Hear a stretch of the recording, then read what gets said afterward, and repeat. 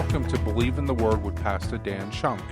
This program is an outpouring of the ministry going on at Calvary Chapel Chambersburg in Chambersburg, Pennsylvania. Here's what's coming up in today's message. Everything he would have needed to know about God was right there. Those that seek the Lord will find him.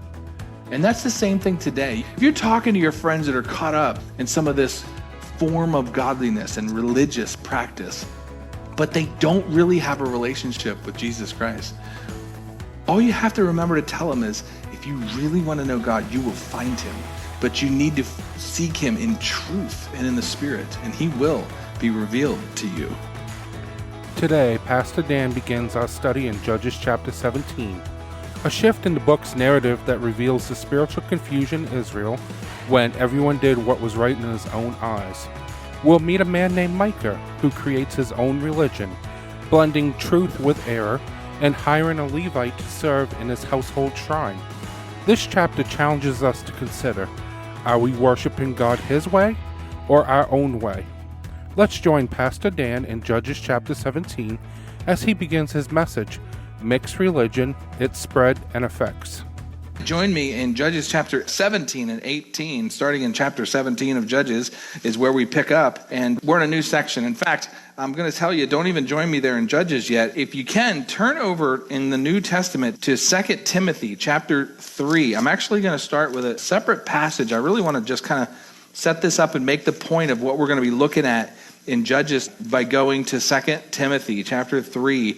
And you might remember that 2 Timothy, this is Paul's last writing. This is the end for Paul. He's at the end of his life. He's thinking about all of the things that it takes to really pass the torch to Timothy, to Titus, and everyone else.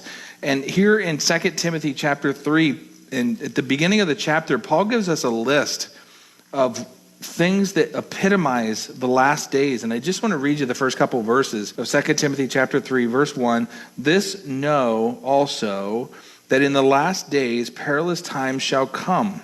For men shall be lovers of their own selves, covetous, boasters, proud, blasphemers, disobedient to parents, unthankful, unholy, without natural affection or family love, truce breakers, false accusers, incontinent, fierce. This is one of the very rare times that this word fierce is used. Despisers of those that are good, traitors, heady, high-minded in verse 4, lovers of pleasures more than lovers of God, into love of self and love of pleasures more than God. And then in verse 5, finally, all of these things we just described, you'd think these people are the most heathen of heathens, right? And then you read verse 5, and it says, they have a form of godliness, but deny the power thereof. And then he tells them, from such turn away. So the admonition to these people in the last days, Paul says, and we are in the last days. The Lord counts by thousands, and we're in the last 2 days of existence, okay? The world's been around for 6,000 years, and we are in the last 2 days of that. And certainly now, more than ever, we're in the last days. So the context of this is directly addressed to us in our days, that people will be all of these things. But don't you find that interesting that you'd read the list and you'd say, these people are horrible. They must look like monsters. And then you read verse 5, they have a form of godliness. These people have a religion. They demonstrate things that look very nice, and yet their motivation is all of these things that we just read.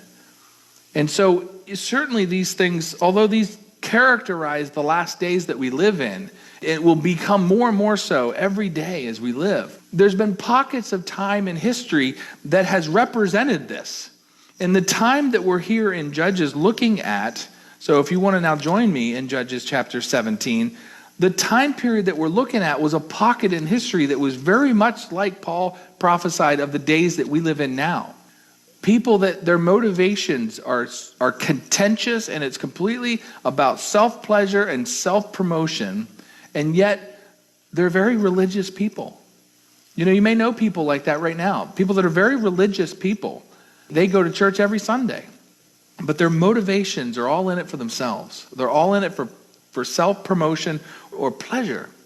what they can get out of it. There's only two options. You're either in your religion for what you can do for God, or you're in it for what you can get out of it, for personal advancement and personal gain. And so with that as the context, as we look here in Judges chapter 17, you know that the book of Judges' entire theme was every man was doing that which was right in their own eyes. There was no authority that they looked to. They all looked to themselves. But remember that in the statement, everyone was doing that which was right in their own eyes. Maybe the first thing you hear is everybody was doing their own thing. That's true. But what else do you hear? They thought it was right. Did you catch that in the expression that we've been saying the whole way through the book? These people aren't doing things that they think are monstrous. They're doing what they think is right. But when you're on your own, making your own authoritative decisions apart from God, you're not doing what's right. And they thought they were. And this is the theme of the whole book of Judges, right? So we've actually just finished up what you would call the chronological section of this book of Judges. The time period where there was no king, God wanted a direct relationship with the people, right? Chapter 1 through 16, that's what it was. And we just finished up looking at judge after judge. Some of them we call minor because we don't know much about them. And some of them, 6 or 7 of them, were major judges. We know a lot about them. We dove into those stories. We just got Samson done. We're done. That whole section is done. Chapter 17 through the end of the book, we'll call it an appendix. It's additional stories that make the case for what that time period of this 325 years was like. So that's what these last chapters are. The purpose now is not to talk about what happened after Samson, but God put this story here to make the case of the general flavor for what was happening during this whole time period. And it was a time period of complete moral decay. When you start doing what's right in your own eyes, then everybody has 1,000 opinions on what to do, and everybody starts looking out for themselves. So moral decay. They're convinced that they're serving God. They have a form of godliness, but it's corrupt. It's not pleasing to God. Guys, there's still people like that today. And we need to challenge our hearts today. Is this us? Am I in a religion? Am I doing a thing?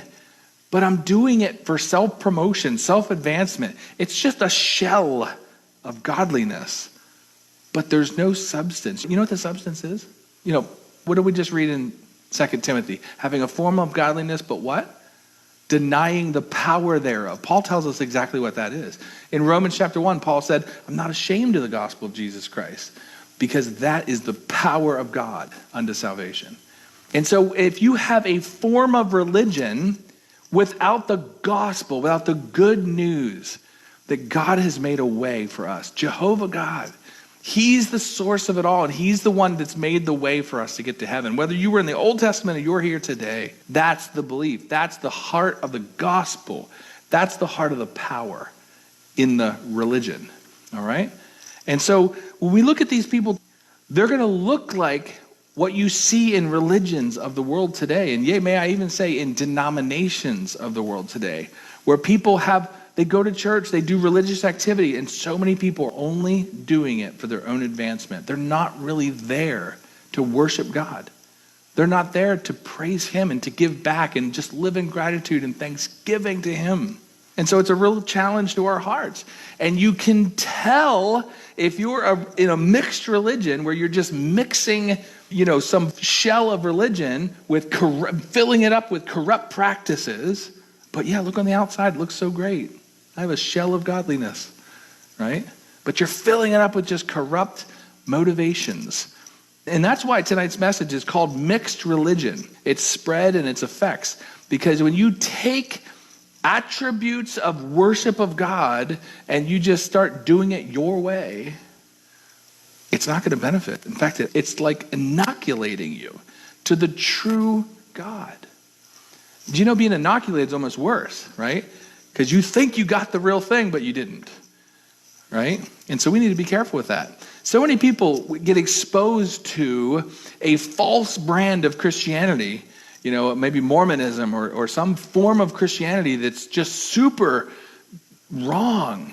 Some brand that says they represent Jesus Christ. And then they find all of the downfalls in it, and they walk away from what they think is true worship of God. And so this is one of the dangers of living in a mixed religion, is you're going to lead other people astray thinking they had the real thing. And so look at the moral decay as we open up Judges chapter 17. They have all these religious trappings. They have all the words, right? Oh, God bless you.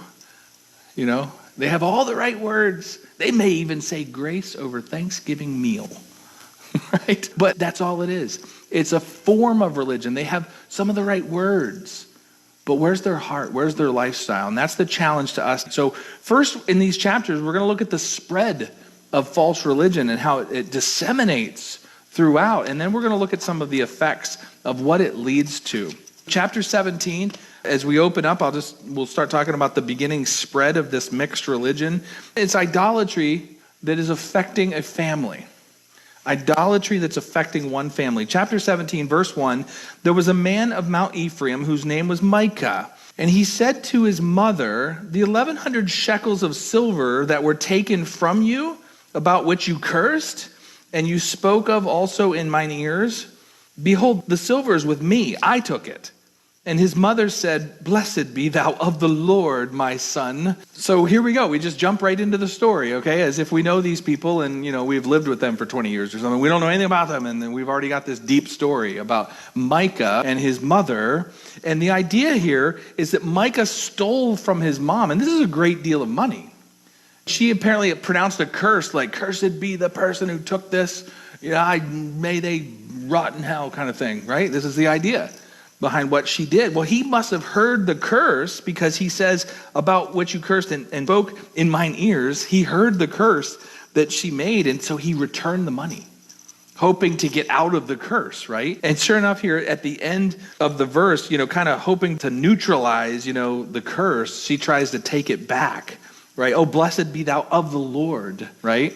So she seems to have all of, she knows of the Lord. She knows it. That's Jehovah. That's the real God she's talking about there. And so they certainly have knowledge of God. And notice that they're from Ephraim, because that's going to be important in a minute. And now verse 3, when he had restored the 1,100 shekels of silver to his mother said, I wholly dedicated the silver unto the Lord from my hand for my son, to make a graven image and a molten image. Now, therefore, I will restore it to you. So she's like, oh, thank you so much for confessing to this. God bless you, my boy. No more curses. I will bless you. And she says, now she's making up a story to get rid of the curse by saying, oh, well, I was going to wholly dedicate it to the Lord anyway through you. So therefore, it's no big deal. The curse is gone because it was going to go to you anyway, is the idea. But notice the absolute mixture here of saying that they serve Jehovah God, but they're not worshiping him in truth. They have graven images and molten images that they're making. I mean, that's one of the big 10, right? Don't make any graven images of anything in the land, in the sea, in the air, or in the skies at all. That's not the way Jehovah is to be worshipped. They're not only making it up as they go, they're violating the already declared will of God. I think sometimes we make the will of God in our lives so mysterious. Like, oh, I don't know what God wants me to do here. Well, this is pretty clear. And it's very often the same in our lives. We act like I don't really know what to do here. Yes, you do. Yes, you do. The answer is speak the truth. Yes, you do. The answer in this situation is live at peace with that person.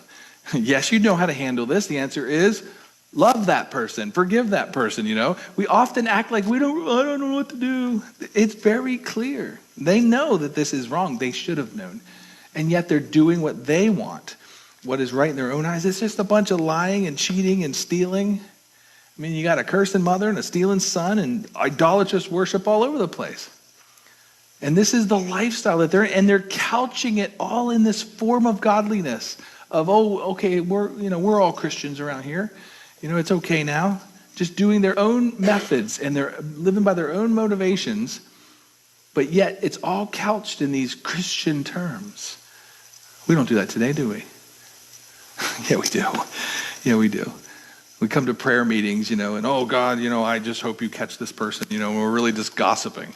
things like that. And so here it says at the end of verse 3 that they're going to make these graven images and molten images out of these things. And we'll get that here in just a second, like in verse 4. Yet he restored the money unto his mother, and his mother took 200 shekels of the silver and gave them to the founder, who made thereof a graven image and a molten image, and they were in the house of Micah. The money goes back to her, but she's dedicated it to the Lord through him, and so she takes some of the money and she makes these idols, these little idols, statues. Interesting that she just said a verse ago that she had wholly dedicated it all to the Lord, and here she is already going back on even that expression. So what was the purpose of the money that she had all along? Was to make these idols. A graven image here, just so you understand the terms here, a graven image is wood covered in silver to make an idol. And then a molten image would be a solid silver idol, sometimes small and sometimes rather large. But that's the difference, what these terms mean. But they're just choosing to do their own thing. Now, one of the things you're going to find out, and it's going to be expressly said of the Lord here at the end of this story. Now, what tribe did we say they're from? They're from the tribe of Ephraim, right in the middle of the country, just above Jerusalem. What is in the tribe, the territory of Ephraim, but the town of Shiloh? And what is in the town of Shiloh, and what has been in the town of Shiloh all of these hundreds of years? The tabernacle of God that has come through the wilderness. And so there they are, right down the road from the tabernacle of God, from the place of worship, from the place of resetting your heart to know God's will and to live for God. And here they are doing what's right in their own eye. They're choosing this. This isn't some, blind thing where they don't know any better. They had every reason to be able to serve God, every ability to do it. And yet they chose to mix in all of these false practices, idol worship, lying, cheating, stealing. And this was on them. This was on them. And again, I tell you, with the greatest amount of freedom comes the greatest sin. They had no king over them. They had nobody forcing them to do what's right. And here they are living in this way. And now in verse 5, it says that the man Micah had a house of gods, and he made an ephod and teraphim, and he consecrated one of his sons who became a priest. And in those days there was no king in Israel, but every man did that which was right in his own eyes. So just a couple of expressions here. The idea is he's creating an entire religious system. He had a house of gods. That means he had many idols that he had made for in his territory, for in his household, meaning in his house and in his yard and everything else. He had gods everywhere. It says he had an ephod, which was a priestly garment that he took or made. Teraphim, again, would have been small statues of female deities or gods. You think they're doing well, you may think, he's doing the best he can with little knowledge of God. Wrong. He's taking everything into his own hands. He's saying, I'm going to do this for God. I don't care what God's interested in telling me to do. I'm going to come up with something that I think will please God. Your first blush at this, you look at it and you're like, oh, how bad is this that he's doing all of this wicked? He's doing this thinking that he's serving God. People still today in the name of Jesus Christ will bow before an idol and a statue, thinking that they're pleasing and honoring God in doing that. And so don't get the impression here that this guy thinks that he's worshiping Satan. He thinks he's honoring God. He's like, what should I do today to honor God? I know, I'll do it this way. And there he goes, making up whatever he wants to have done. And all the while, I'm going to say it again, all the while, right down the road is the town of Shiloh, where everything he would have needed to know about God was right there. Those that seek the Lord will find him. And that's the same thing today. If you're talking to your friends that are caught up in some of this form of godliness and religious practice, but they don't really have a relationship with Jesus Christ, all you have to remember to tell them is, if you really want to know God, you will find him. But you need to seek him in truth and in the Spirit, and he will be revealed to you. God isn't interested in our man-made religion. Even if it's dedicated to him, even if you say, God, I'm doing this for you. I made this statue that looks just like you so I can remember to worship you. He would say, no, get rid of it. I don't care if you think you're doing a good thing. You're not. You're not. God has to be worshiped in the way he has prescribed to be worshiped, in spirit and in truth. It's for Jesus, it's for Jesus. But it's wrong, it's unbiblical. You have to worship him in the way he has prescribed. People today still worship saints. People today still worship Mary and think she's, the co-redemptrix. You know what the commonality is in all of these religious trappings? You're actually putting the worship and the focus on something else other than Jesus. You're putting the focus on a statue or on Mary or on your efforts rather than center squared on Christ and what he did. And that is ultimately the problem. The focus needs to be on Christ. And everything he set up for us is just a response to his goodness. And it's not of us. Even the Tower of Babel. You think back to the Tower of Babel. Why did they say they were doing that? We're going to build a tower that reaches unto God. There would have been people there thinking, we're doing this for God. We want to be close to God. And the whole time, what's God telling them? No, I asked you to spread out. And here you are in rebellion. I don't care if you think you're doing this to come to me. I don't care if you're doing this to be close to me. You're disobedient to me is what you are. So obedience to Christ is more important than anything we could do to try to demonstrate our greatness to him. Okay? Now we pick up in verse 7, and this spreads. This mixed religion that Micah is creating, it spreads, and it's going to go now not just from him, but it's going to spread out to his whole household. Not just him, not just his mom, but his whole household. Starting in verse 7, there was a young man out of Bethlehem, Judah, of the family of Judah, who was a Levite, and he sojourned there in Ephraim, in that area. So I want to be clear about this because the man was a Levite of the tribe of Levi. Okay, I don't want you to be confused and think that this man was of a Judahite. He wasn't. He was a Levite of the tribe of Levi. It simply makes it clear here that the Bethlehem that he was from the Bethlehem city that's in Judah. There's another Bethlehem way up north in Zebulun. And so it's just pointing out that the Bethlehem that this Levi was from is from the Bethlehem that's in the area of Judah in the south. This man is a Levite. And what's special about the Levites? You know this class. What's special about the Levites? They're priests. Some of the Levites are priests. Okay? So this priest, we're going to find out later, his name is Jonathan. This priest comes up into Ephraim. And in verse 8, the man departed out of the city from Bethlehem, Judah, to sojourn where he could find a place. And he came to Mount Ephraim, to the house of Micah, as he sojourned. Okay, so we know, I'm telling you right now, this man's name is Jonathan, and he is a Levite. So Micah brings this Levite, Jonathan, into his false religious practice. And take a look here in verse 9. Micah said to him, where have you come from? And he said unto him, well, I'm a Levite of Bethlehem, Judah, and I go to sojourn where I may find a place. And Micah said to him, well, dwell with me, and be unto me a father and a priest, and I will give you 10 shekels of silver by the year, and a suit of apparel and victuals. If you're not sure what that is, just call somebody from West Virginia. They'll tell you. It's food. So the Levite went in, and the Levite was content to dwell with the man, and the young man was unto him as one of his sons. And Micah consecrated the Levite. Who does he think he is? That's something the priests do. He consecrated the Levite, and the young man became his priest and was in the house of Micah. So here's Jonathan the Levite looking for a job. First of all, that's not the way it's supposed to go. The priests were given cities all around the country, and they were to be a priest unto that territory. And so it's already a sad note to know that Jonathan's looking around to try to find a place to get hired and make some money.